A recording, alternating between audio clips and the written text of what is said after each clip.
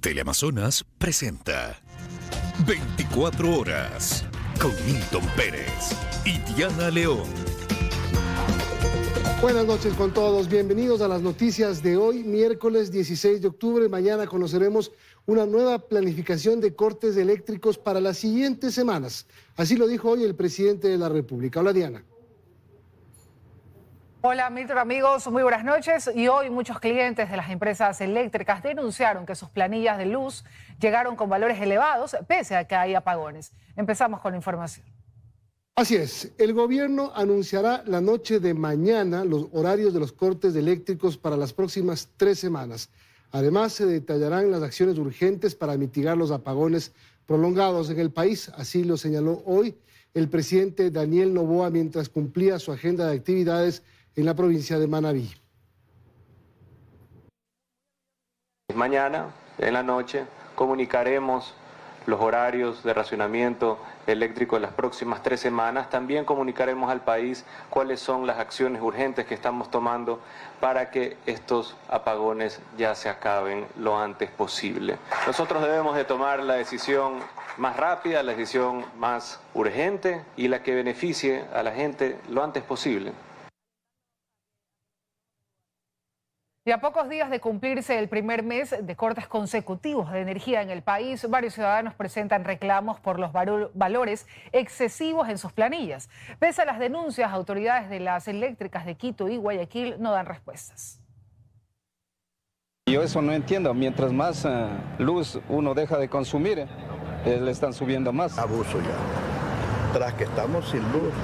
Y las botellas se vienen altas. Reclamos como estos se escuchan a diario en los exteriores de las oficinas de las empresas eléctricas de Quito y Guayaquil. La principal causa, las planillas con valores elevados o de igual monto a meses que no registraron apagones. Más de $200 sin tener aire acondicionado. Ahora la última vez pagué 47. Pero si no tengo luz, igual sigo pagando más. Luz Morales vive en el sector del Cristo del Consuelo, sur de Guayaquil. Pese a los cortes de energía, su factura actual supera los $370. Para ver si en algo tienen que bajar o qué sé yo, cómo pueden arreglar. El valor sale alto, igual si no estamos consumiendo casi todo el día sin luz. Esta problemática también se registra en la capital. Con la nevera y todo eso, sí pagábamos nosotros más antes 8, 9, ahorita se venga pagando 11 con 16 centavos. A esto se suman las afectaciones en electrodomésticos y artefactos eléctricos. Se dañan las cosas, no dura nada, la refrigeradora. Lamentablemente se están dañando todos los víveres. Los focos se han quemado y la ducha no funciona. Mientras la opción para unos es reclamar, otros prefieren cancelar al no tener respuesta. Realmente no hice nada porque es el trámite burocrático. Sé que hay cómo, pero no lo he hecho. No hizo un reclamo, aceptó pagarlo. Así es, porque más paso, tiempo y coraje. Se solicitó la entrevista al gerente de CENEL para dar respuesta a las denuncias de los ciudadanos por el valor de las planillas, pero indicaron que aún no se emitirá declaraciones al respecto. A propósito de las tarifas eléctricas, el gobierno sostiene que no se modificará el valor de las planillas. En cuanto a las pérdidas en el sector productivo, la ministra Sonsoles García señala que aún no se pueden determinar. Fue en este enlace radial en el cual la ministra de Producción y Comercio Exterior, Sonsoles García, señaló que aún no se pueden medir las pérdidas en el sector productivo ante los cortes de energía. Esto frente al reporte del mismo SRI que revelaba que tan solo en el primer trimestre de este año, al menos 13 de 15 industrias reportan una caída sostenida de sus ventas. Yo creo que es importante ir revisando los números a medida de que se vaya avanzando la crisis. Creo que los vamos a comenzar a ver como resultados en las próximas semanas. De ahí que desde esta cartera de Estado también se insiste en el apoyo a esta crisis por parte de las grandes industrias y también las medianas, que resalta García, están junto a ellos sentados en mesas técnicas y que además reciben una compensación en la tarifa energética para la autogeneración. No obstante, para los negocios pequeños aún se sigue planificando. Para que puedan acceder a la compra de generadores, la tasa de interés para los generadores a diésel y gasolina será el 16% y la tasa preferencial para paneles solares 14%. En cuanto al reglamento de asociatividad que se piensa trabajar junto a CENEL y que plantea regular el alumbrado público y el uso de aires acondicionados como medida para buscar un alivio en la demanda energética, García hizo puntualizaciones y dio detalles. Lo que se busca a través de los reglamentos técnicos del INEN es que estos equipos cumplan con la normativa europea de eficiencia energética. Y esta norma técnica no es solamente para aires acondicionados, es para 15 tipos de electrodomésticos. En esta entrevista, en la que también participó la ministra encargada de Energía, Inés Manzano, y la secretaria de Comunicación, Irene Vélez, se sostuvo que el gobierno no está revisando ni tiene previsto revisar las tarifas eléctricas residenciales. La aclaración llega un día después de la disposición de realizar cambios en la tarifa eléctrica preferencial que mantenían las mineras. Y la crisis energética también afecta al sur del país. Los cortes de energía programados ocasionan pérdidas de hasta $5 millones diarios a los sectores turístico y comercial de Loja. La provincia de Loja registra un fuerte impacto a nivel comercial e industrial por la crisis energética. Las pérdidas económicas, según los especialistas, son millonarias. De acuerdo al tamaño de nuestra economía, la afectación es aproximadamente entre 4 y 5 billones de dólares por día, que está afectando los diferentes cortes y a su vez el impacto que tienen las diferentes líneas de negocio. El sector hotelero afirma estar fuertemente afectado y plantea se analicen beneficios para la adquisición de generadores. Necesitaríamos intereses, como lo menciono, de un 4, 5, máximo un 6%, y que haya esa apertura para obtener los créditos y podernos beneficiar para que sea realmente un beneficio poder adquirir estos equipos de generación eléctrica. Loja se ve afectada además por el cupo existente para la venta de combustible, ya que por ser provincia fronteriza existe restricción en la venta para evitar el contrabando. El sector industrial está haciendo que sus equipos que son de generación de emergencia funcionen prácticamente todo el día. Eso implica que el cupo para dotación de combustible, tanto de diésel como de gasolina, debe incrementarse de manera inmediata para la provincia de Loja. Especialistas en psicología afirman que esta crisis energética ha generado también un efecto apagón en la ciudadanía que siente desesperanza. Se está viendo que hay menos interés por compartir o por crear o establecer vínculos sociales, por salir, la inseguridad de no saber qué va a pasar. Los estragos por la crisis energética en el sur del país son cada vez más evidentes. La Cámara de Minería del Ecuador asegura que no existe un subsidio eléctrico y para este sector y pide que se revisen todas las tarifas para que exista un cobro justo. Mientras tanto, el gobierno explica que las grandes mineras deberán autogenerar su energía y anunció que la mina Mirador se desconectará este lunes del Sistema Nacional Interconectado. Tras el anuncio del presidente Daniel Noboa de eliminar el subsidio eléctrico a las mineras que operan en el país por considerarlo injusto, la Cámara de Minería en rueda de prensa este miércoles señaló que no existe una tarifa preferencial para su sector, sino que pagan un valor menor porque se conectan directamente a las líneas de transmisión. Nosotros no utilizamos ni la subtransmisión ni la distribución, por ende no se nos puede cargar esa tarifa o el costo de la tarifa por algo que no utilizamos. Aseguraron que nunca han pedido preferencias, pero que si se toma la decisión de revisar su tarifa, pues debería haber una revisión generalizada. Es momento de transparentar la tarifa eléctrica. ¿Cuánto absorbe el Ministerio de Finanzas para todos los ecuatorianos? No como industria minera. La ministra de Energía encargada, Inés Manzano, en cambio sostiene que hubo una buena respuesta frente a su decisión. A esa minería más de 10 megas lo que les estamos diciendo es tienen que ustedes mismos tener su propia generación de energía.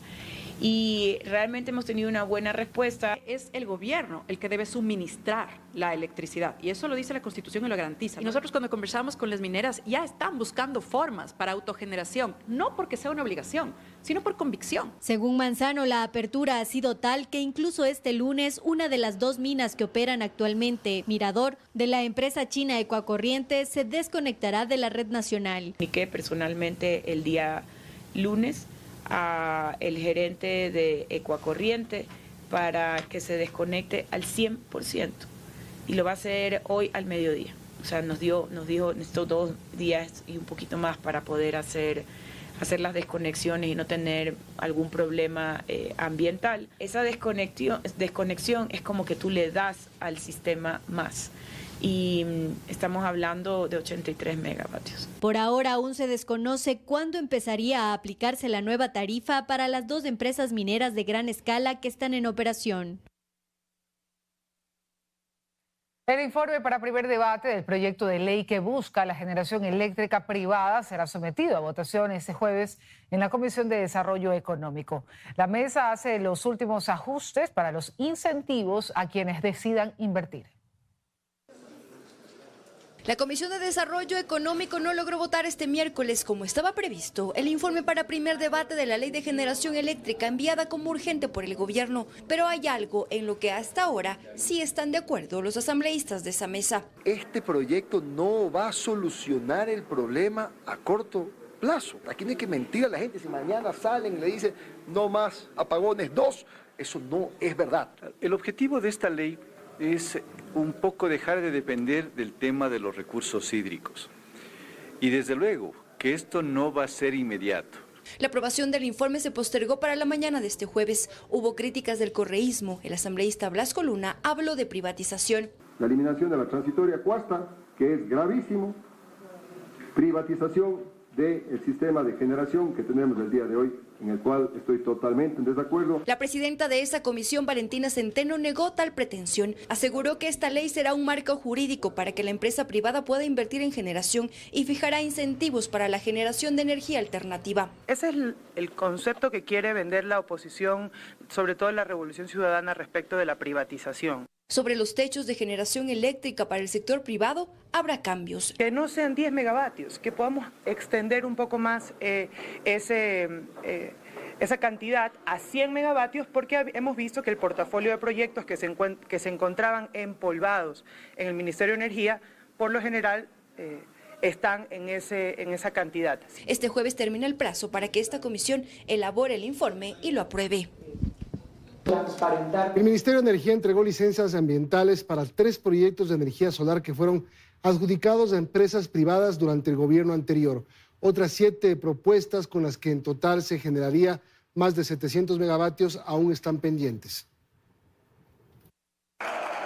A 2 días de dejar el poder, Guillermo Lasso firmó la concesión de una decena de proyectos de generación eléctrica. Eran épocas de transición y la firma de estos proyectos no caía tan bien al gobierno entrante. Por esos días, Noboa advertía que todo nombramiento o contrato de última hora sería revisado y la entonces ministra de Energía solicitaba no realizar contrataciones durante el tiempo de transición. Pero la concesión se efectuó. Lasso decía que no se trataba de firmar contratos de última hora, sino de gobernar hasta el último día. Con una crisis eléctrica que tocó fondo, la pregunta era inevitable: ¿qué pasó con esos proyectos? Esto decía hace poco el exministro Antonio González. Se firmaron con una figura de un fideicomiso. Ese fideicomiso se cayó por un tema de un sindicato. Yo no estaba aquí. Se cayó. El fideicomiso lo que te enaltece es el crédito y te permite tomar un riesgo.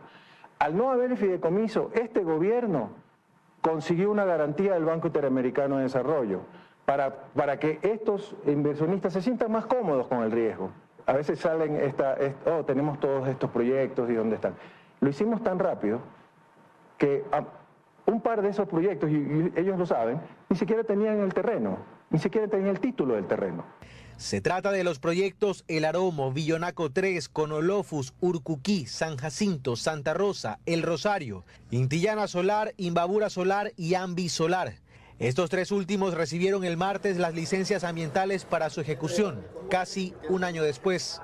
Estos proyectos de inversión no solo que nos permitirán diversificar y fortalecer nuestra matriz energética, sino que posibilitarán más fuentes de empleo y la dinamización de la economía en Urcuquí, en San Miguel de Ibarra, en Antonio Ante y en Gualaquiza. Pero a la cola todavía hay otros 7, uno de ellos de energía solar que se apunta a construir en El Aromo, Manabí, donde se ofreció construir la refinería del Pacífico. El anuncio de la concesión levantó una campaña desde la Revolución Ciudadana para evitarlo. En octubre de 2023, el expresidente Correa llegó a advertir a los inversionistas que si se llega a construir, el proyecto sería revocado. En conjunto, estas concesiones apuntaban a la generación de 714 megavatios.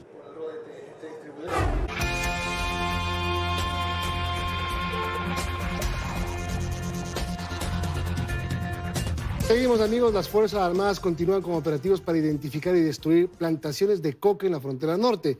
Sin embargo, desde el Comando Conjunto no se aterriza una respuesta sobre las 2.000 hectáreas que, según el presidente Noboa, existirían en el territorio nacional. Desde Fuerzas Armadas se prefiere responder que conforme se vayan encontrando plantaciones de coca en territorio ecuatoriano se las irá destruyendo. En este momento las Fuerzas Armadas se encuentran efectuando el rastreo del área y plantación que sea encontrada va a ser destruida.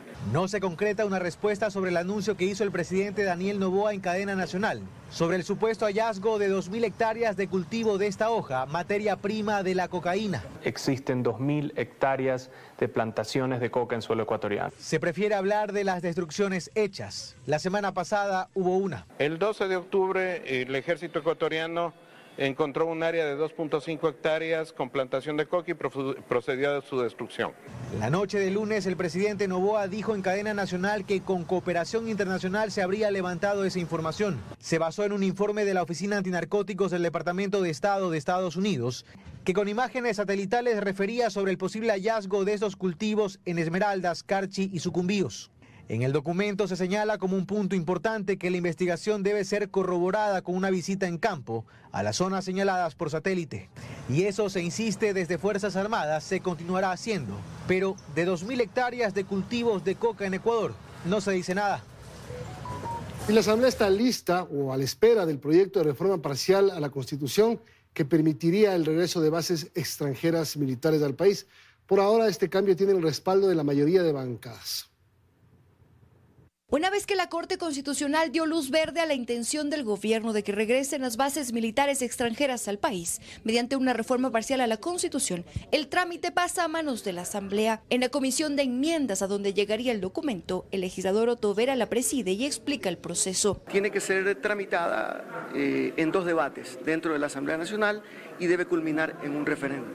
Ahora, los 2 trámites o los 2 tratamientos que se dan en el Pleno tienen que tener una diferencia de 90 días impostergable. La intención, según los asambleístas del partido de gobierno, es que los plazos del tratamiento se ajusten para que el referéndum se pueda realizar a la par de la segunda vuelta en caso de que se dé en las elecciones de 2025. Si es que hay esa posibilidad, hay que incorporar algunos temas que la ciudadanía ha pedido ahí, como el hecho de fortalecer la Asamblea Nacional, o los temas de la justicia, por ejemplo, los temas de la eliminación del Consejo de Participación Ciudadana y otras cosas más, hay que evaluarlas, ¿por qué no? Sobre el contenido, la posibilidad de que haya nuevamente militares extranjeros en territorio ecuatoriano no le incomoda a la mayoría de bancadas.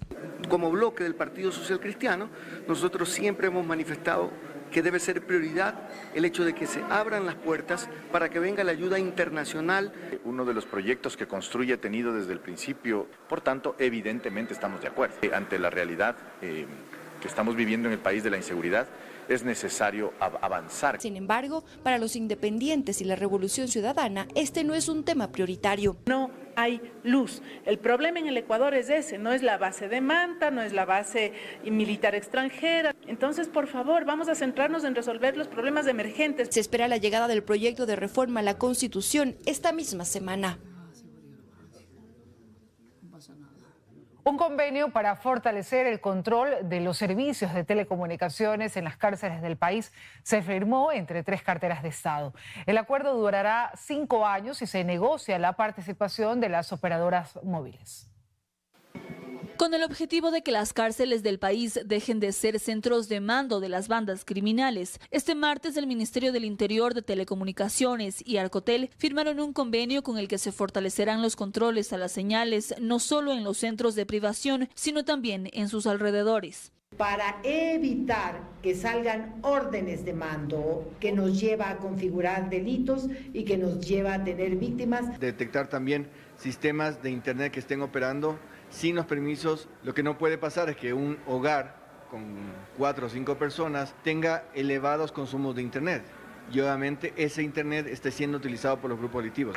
El acuerdo tendrá una vigencia de 5 años y contará con la participación del SNAI para delimitar los puntos en los que se implementará la medida. No solamente estamos hablando de telecomunicaciones, sino también de radiocomunicaciones, comunicación fija, tiene que ver también con comunicación de voz y datos a través de internet. Entonces estamos ampliando los procesos de inhibición. Estamos comprometidos en desplegar las acciones requeridas para poder, desde el punto de vista del control y de la operatividad, gestionar lo que sea necesario. La participación de las operadoras de telefonía móvil aún está en negociación, pero para Arturo Torres, director del portal Código Vidrio, es necesario que el inhibir las señales de celulares e internet esté acompañado de otras medidas. Para que, por ejemplo, con medios tecnológicos ya no se puedan ingresar objetos como hasta ahora, armas, explosivos, realmente se genere un entorno seguro y además hay que hacer un trabajo complementario para entender cómo operan las redes logísticas y el esquema de corrupción que se ha instalado durante muchos años en las prisiones. En una segunda fase, el Ministerio del Interior trabajará con los gobiernos municipales para controlar también el uso de suelo de los establecimientos cercanos a las cárceles. Y a propósito a este tema, en el sector de San Francisco, punto cercano a los complejos carcelarios, como La Roca y la Penitenciaría del Litoral en Guayaquil, delincuentes asesinaron a 2 personas y dejaron a 3 gravemente heridas durante un ataque a varias viviendas. Así fue como quedó esta casa, ubicada en el sector de San Francisco, en el noroeste de Guayaquil, luego de que al menos 10 criminales ingresaran la madrugada de este miércoles para sacar a la fuerza a sus habitantes. En medio del forcejeo, asesinaron a tiros a Colón Dumes, de 85 años, propietario de esta vivienda. Su esposa de 45 y su hijo de aproximadamente 18 años resultaron gravemente heridos. Una de las hijas, al ver cómo atacaban a su familia, logró huir, alertando a la policía, pero cuando llegaron los uniformados, encontraron la casa envuelta en llamas y presenciaron una fuerte explosión que destruyó por completo la vivienda. Este sector era tranquilo, nadie se metía con nadie. 2-3 años se vino a dañar.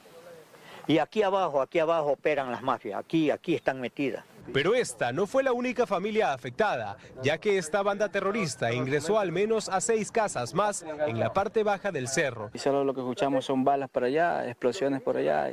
Y cuando yo me percato que vienen tipos y de una se meten a la casa de mi cuñada y la asesinan. En total, 2 personas fueron asesinadas y al menos 3 más resultaron gravemente heridas en este ataque, que según lo que se conoce por fuentes policiales, los responsables serían de la banda terrorista Los Lobos, que buscan tomar el control de este punto estratégico, desde donde se puede vigilar a los complejos penitenciarios de Guayaquil, entre estos la Penitenciaría del Litoral y la cárcel de máxima seguridad La Roca. Tras lo violento y repentino que fue la llegada de estos criminales, al menos 4 familias tomaron la decisión de sacar lo que podían e irse de sus casas, ya que temen que algo similar vuelva a suceder, dejando el terreno listo para el control de las mafias.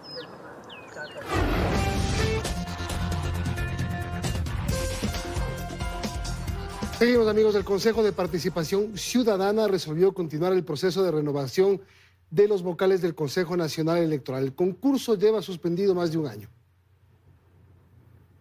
De 2023, el Consejo de Participación Ciudadana y Control Social resolvió acoger la sentencia de una acción de protección que disponía retrotraer el concurso de renovación de vocales del Consejo Nacional Electoral. Por ello, el concurso lleva paralizado más de un año. Sin embargo, este miércoles, el Consejo de Participación dispuso anular esta resolución y reanudará la renovación de 2 vocales del Consejo Nacional Electoral. Al declararse su nulidad, podremos avanzar el concurso de méritos de oposición desde la fase de oposición con la rigurosidad y la responsabilidad que se merece. Para continuar con la renovación parcial, el Consejo de Participación también resolvió reconformar la comisión ciudadana que lleva el concurso y convocar a la fase de impugnación de sus miembros. Continuar con el concurso desde la fase de oposición y que los expedientes del proceso sean entregados a la Comisión Ciudadana de Selección. Los 5 consejeros del CNE finalizan su periodo de 6 años en noviembre. Meses atrás se hablaba de una renovación total de los vocales. Sin embargo, con esta resolución, esto ya no ocurriría. 3 de los consejeros actuales permanecerían en funciones. Es una violación constitucional. Ellos continuarán manejando el proceso electoral hasta terminar las elecciones del 2025. Pero lo que preocupa es que no se inician los concursos por parte del Consejo de Participación Ciudadana y Control Social para la renovación de los 5 vocales. Hace más de 3 años, 2 de los 5 consejeros debieron haber sido reemplazados por sorteo y este año los 3 restantes.